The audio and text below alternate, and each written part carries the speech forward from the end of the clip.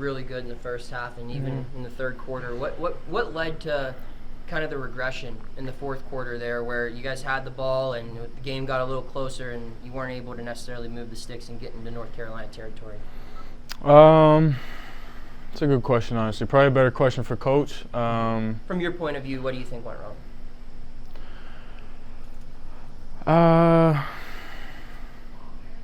Honestly, I don't really have an answer for you.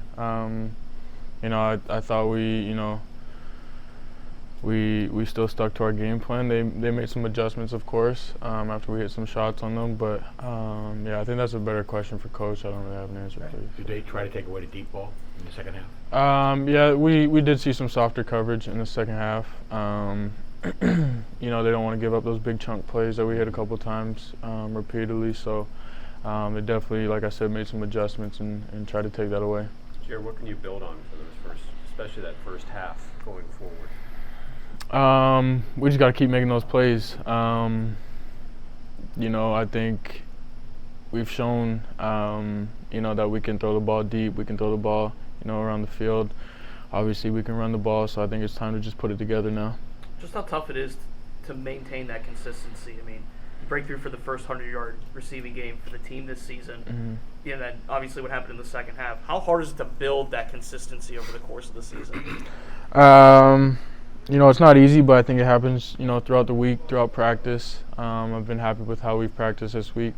So, we just got to keep building on this, and we just got to put it all together now. Go ahead, Jared.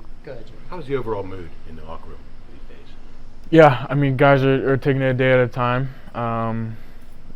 Obviously the goals that we set, prior to the season starting aren't realistically attainable anymore. So now we're just focused on winning each day.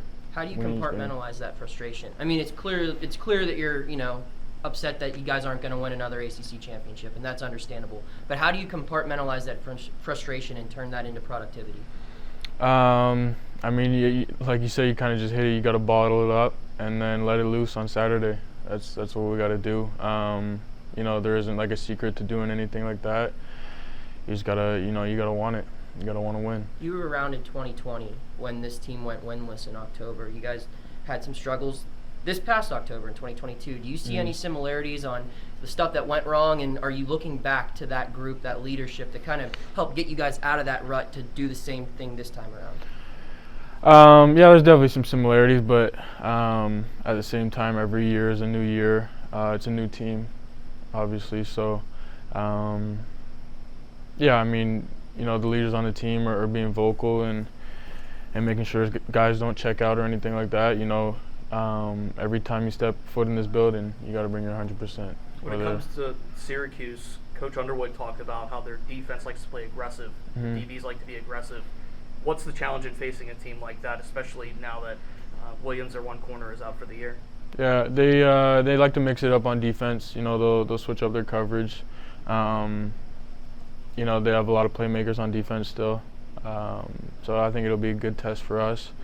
And, just to build off last week and to continue that passing game. Jared, when I understand that you guys kind of write down it's like 5 goals for yourself every week when you go into the week. Is there any goal that you set for yourself that you looked at after looking at the tape from Saturday and being like, hey, this is a goal that I got to get ready for next week? I left a couple plays out there. No